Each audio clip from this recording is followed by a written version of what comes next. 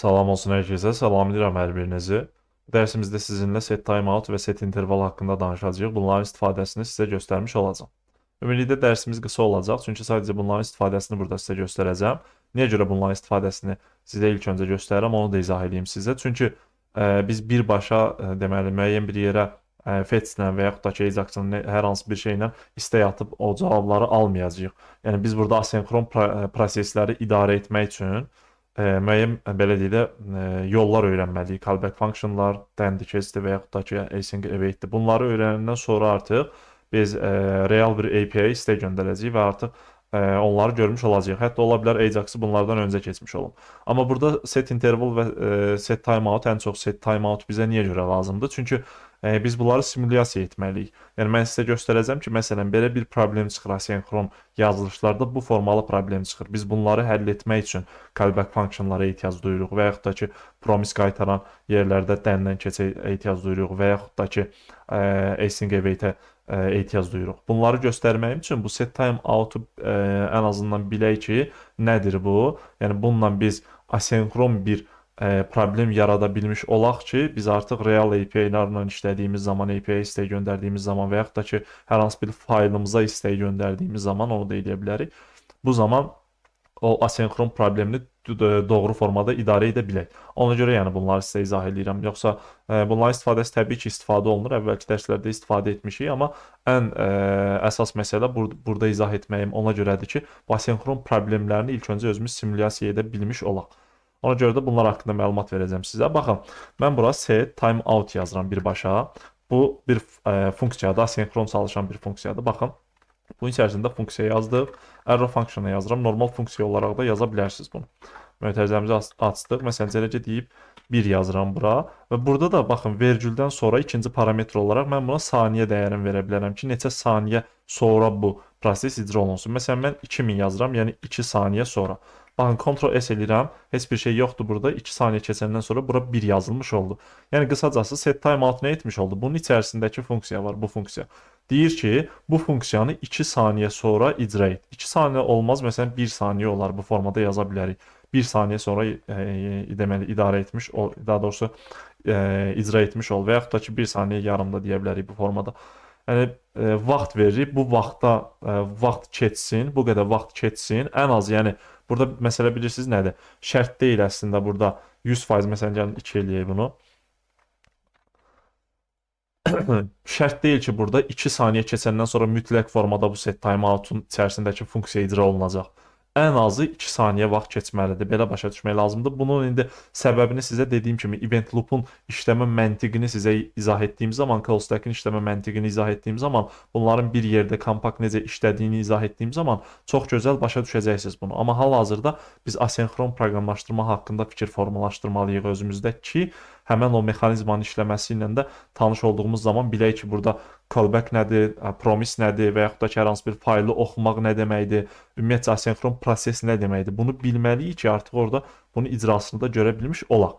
Yəni set timeout-da bu formada yazdıq. Məsələn, gəlib burada belə bir funksiya yazaram mən. Hello yazıram, sadə bir funksiya yazaq, parametrə falan ehtiyac yoxdur. Eləcə deyirəm, məsələn, salam deyirəm.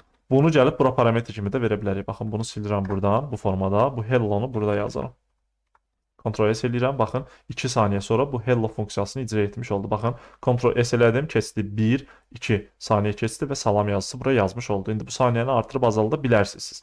Yəni, set timeout nə üçün istifadə olundu? Müəyyən bir saniyə vaxt keçəndən sonra müəyyən bir funksiyanı icra etmək üçün istifadə olunmuş oldu. Yaxşı, bəs bunu Ctrl-KC eləyək. Set interval nə üçündür? Adından göründüyü kimi interval, yəni müəyyən bir intervalda bu funksiyanı icra etmiş olacaq. Yəni bu nə deməkdir? Baxın, interval dəyərinə yenə bir saniyə yazacağıq. Məsələn, 2 saniyə yazıram bura. Bu funksiyanı icra etsin. Məsələn, gələcə deyirəm, hello deyək buna da. Ctrl-S eləyirəm. Baxın, hər 2 saniyədən bir bu funksiyanı çağırmış olacaq. Baxın, hello ikinci dəfə çağırdı. Baxın, üçüncü dəfə çağırdı. Hər 2 saniyədən bir bu funksiyanı çağırmış olur özü. Biz səhv etmirəmsə bunu saatı yazdığımız zaman öncəki dərslərdə set intervaldan istifadə etmişdik orada. Burada deməli callback function yazdıq. Bunun içərisində kodlar yaza bilərik. Baxın, bu formada kodlar yaza bilərik. Və yaxud da ki, bunu buradan silərəm. Burada gəlib sum funksiyasını, sum nə idi? Hello yazmışıq bura. Hello funksiyasını da çağıra bilərik. Yəni hər 2 saniyədən bir bu funksiyanı çağır demiş oluruq. Baxın, salam yazdı bir dəfə, 2 saniyə keçdi təzədən. Demək, birdən də salam yazdı, 2 saniyə keçdi. Bu formada salam yazısı yazır bura. Set intervaldan çox istifadə etməyəcəyik biz. Nə mənada çox istifadə etməyəcəyik? Bu simulyasiya etdiyimiz zaman çox istifadə etməyəcəyik. Amma set timeoutdan çox istifadə eləyəcəyik. Dediyim kimi, məsələn, müəyyən bir array'imiz olacaq, həmin array'ə bir şey əlavə edəcəyik, amma deyəcəyik ki, 2 saniyə keçsin, sonra əlavə et və s. Bu kimi proseslərdə bunlardan istifadə etmiş olacağıq. İndi burada bu formada yazdıq, amma gəlin bunu belə eləyək də. Callback function olaraq yazaq. Bu formada dediyim kimi normal funksiya kimi də, hətta gəlin normal funksiya kimi yazaq. Function deyək buna. Ada ehtiyacı yoxdur heç. Burada belə bir şey yazıram və celəcə deyirəm. Məsələn 123 yazsın. Ctrl S edirəm bu formada. Baxın. 123 yazdı bura, salamı yazdı. Daha sonra bu salamı təkrar yazacaq. Çünki set interval içərisində yazılıbdı. İndi bu set intervalı bağlayıram buradan. Set timeout qalsın yalnız. Burada asenkron prosesi, yəni göstərmək istəyirəm sizə. Biz dedik ki, JavaScript single thread dildir. Yəni bir threadi var bunun, bir axışı var, bir kanalı var. Buradan irəliləyir.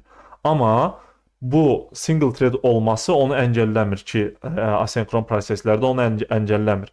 Bu asenkron problemlər deməyək, asenkron işləri görməsi üçün brauzerə atır, brauzerin üzərinə atır sanki. Deyir ki, brauzer sən bunu həll et, müəyyən cavab alındıqdan sonra mənə ver, mən axışa bunu daxil edeyim və call stackdə icra olunsun. Yəni icra olunsun da, call stackdən heç danışmıram, onları bilmirik, düşünün. İcra olunsun və yaxud da ki, Node.js tərəfində isə libov. Baxın, bunun da adını yazın, istəsəz araşdıra bilərsiniz. Libov yazaq. Baxın, burada da bunun ikonu gəlir. Bunun haqqında araşdıra bilərsiniz. Libov əslində öncələrdə Node.js üçün nəzərdə tutulub. Node.js tərəfində nəzərdə tutulubdu. Bunun arxasında C kodlar var, Python kodlar var, C++ kodları var.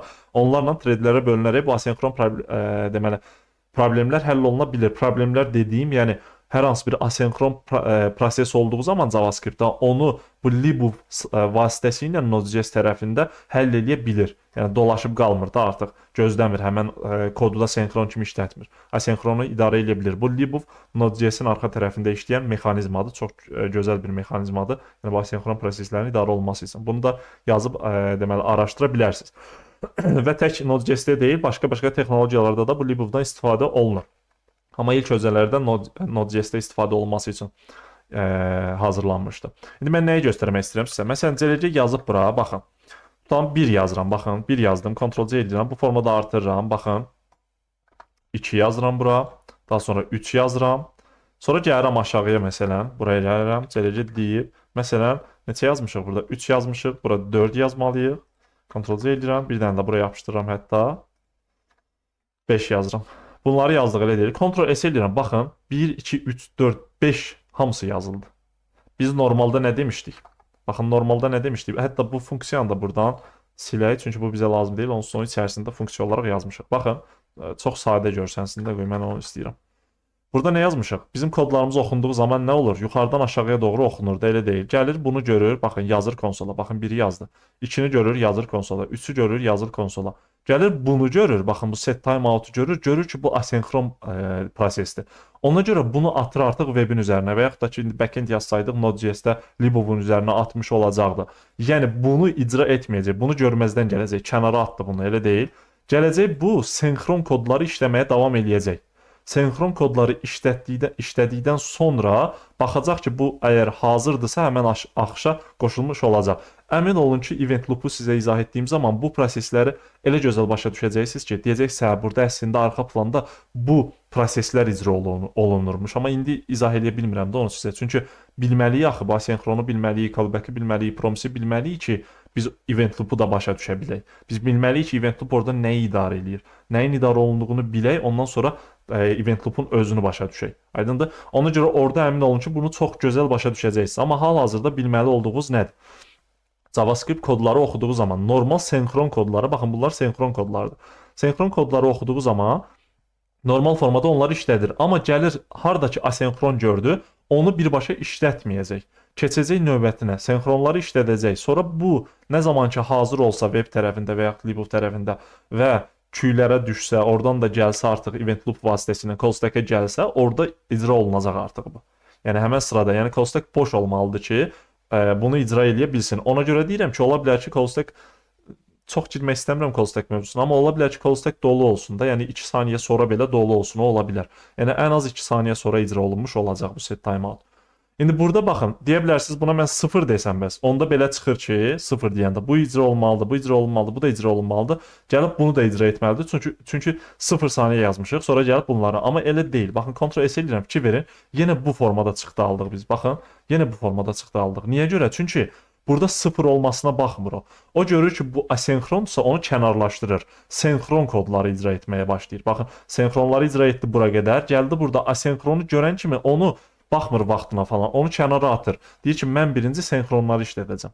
Hə, senkronlar qutarandan sonra gəlir asenkronu artıq işlətmiş olur. Aydındır? Yəni bunu başa düşmək lazımdır. Baxın, burada asenkron proqramlaşdırmanın bir örnəyini gördük set timeout-la. Buna biz 0 da deyə bilərik, 1 də deyə bilərik, 1 saniyədə deyə bilərik, 5 saniyədə deyə bilərik. Hər zaman bunu kənarlaşdıracaq. Yəni kodların işləmə ardıcıllığı senkronlar üzərindən olacaq. Amma indi burada dediyim kimi bu set timeout-u ona görə keçdik ki, biz deməli simulyasiya eləyə bilək də bu istəkləri göndərməyi və s. Bir növbəti dərsimizdə gəlin bir dənə problem çıxardaq ortaya. Necə problem çıxardaq? Bu set timeout-la bir deməli simulyasiya eləyək də hər hansı bir problemi. Məsələn, istək göndərək harasa, orada qarmaqarışıqlıq yaransın, sırf bu kod asenkron işlədiyi üçün. Və bu problemi necə həll edə bilərik, onu artıq sizə göstərmiş olum. Burada İlk öncə dediyim kimi callback funksiyonları göstərəcəm sizə, daha sonra dencase və yaxud da ki, async await-i göstərmiş olacağam, amma ilk öncə callback funksiyonları da sizə göstərəcəm. Ola bilər çox istifadə etməyək, amma çox istifadə etmək dediyim, yəni bu sırf bu məsələləri həll etmək üçün nəzərdə tuturam, amma normalda eventlərdə və s. digərlərində çox istifadə olunur zaten. Yəni burada set timeout-u görmüş olduq, asenkron işləyən bir kod parçası görmüş olduq əslində burada. İndi məsələn bunu gəlin belə eləyək, baxın. 1 saniyə deyirəm buna. Bundan bir dənə də Ctrl-C eləyirəm, buraya yapışdırıram. Baxın, buna da deyirəm 0 saniyə. Ctrl-S eləyirəm. Fikir verin. Baxın, 123 yazdı. İndi bunları da dəyişək. Məsələn, 12 eləyək bunu. Ctrl-S eləyirəm. Baxın, 12-ni işlətdi, sonra 123-ü işlətdi. Burada necə oldu artıq proses? Senkronlar işlədi. Baxın, 3-ə qədəri yazdı. Aydın məsələdir. Gəldi, bunu gördü, atdı kənara, icra etmədi. Bunu gördü, atdı kənara, icra etmədi. Gəldi, senkronları icra etdi. Baxın, bura qədər, 5-ə qədər. Sonra artıq baxır nəyə? Bunlara. Artıq asenkronlara baxır. Görür onlardan hansı hazırdırsa, onları icra etməyə başlayır. Burada da hazır olan nədir? 0 saniyə sonra demişik də, bunu elə deyil. Bunu icra edəcək, 12-ni yazacaq. Sonra artıq 1 saniyə keçəndən sonra, yəni ən az 1 saniyə burada keçmiş olur ki, bu kod icra olunur. Məsələn, buna 1 dedik. Hətta buna gəlin 1 deyək. Baxın, 1 saniyə deyək, buna 2 saniyə deyək. Baxın, Ctrl-S eləyirəm, fikir verin. 1-dən 5-ə qədər yazdı. Baxın, bu 1-2-3-ü yazdı. Sonra gəldi, deməli, bunu kənarlaşdırdı, bunu kənarlaşdırdı, webin üzərinə atdı. Gəldi, bunları icra etdi, elə deyil. Qaldı burada bizim 2 dənə asenkronumuz, elə deyil. Burada da hansı hazırdır? İlk öncə bu hazır olurdu, elə deyil. Ona görə 12-ni yazdı bura. Sonra bundan sonra da artıq bu hazır olur. 123 hazır olur. Ona görə 123-ü yazmış oldu bura. Aydındır? Bu oldu asenkron işləyən kod. Asenkron formada işlədi. Senkron işləsəydi, bunlar ardıcıl formada deməli, icra olunmuş olardı. Aydındır? İndi bir növbəti dərsimizdə dediyim kimi bu set timeout-dan istifadə edərək bir dənə asenkron problemini vizuallaşdıraq, göstərim sizə. Ondan sonra onun həlli üçün də callback funksiyonları görək. Callback funksiyonları zaten görmüşük, amma asenkron problemlərin həll olunmasında callback funksiyonları görək və ümumiyyətcə callback funksiyonları haqqında da bir-iki məlumat verəcəm sizə. Ondan sonra dediyim kimi dərslərimiz zaten davam etmiş olacaq. Növbəti dərsdə görüşək.